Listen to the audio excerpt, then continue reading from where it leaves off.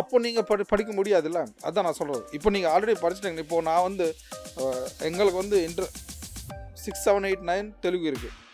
தமிழ் இல்லை இல்லை எங்களுக்கு. அதான் சொல்கிறேன், உங்களுக்கு தமிழ் கிடையாது.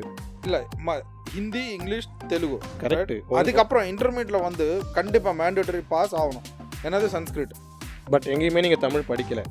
ஆனால் நீங்கள் வந்து ஒரு பாயிண்டில் தமிழ்நாட்டுக்கு போகணுங்கிறப்ப, இல்லை தமிழ் பேசுகிற மக்கள் நிறைய இருக்கிற இடத்துல போய் நீங்கள் வேலை செய்யணும்னு நினைக்கிறப்போ உங்களால் சர்வை பண்ண முடிஞ்சது. எதுக்கு நான் அதான் நான் சொல்கிறேன். நீங்கள் படிக்கலை, கற்றுக்கிட்டீங்க. ஆமாம். ஆனால் இப்போ என்ன பண்ணுறாங்கன்னா, நீங்கள் படித்தே ஆகணும் அப்படின்னு என்னை துன்புறுத்த ட்ரை பண்ணுறதுக்கு வாய்ப்பு இருக்குது.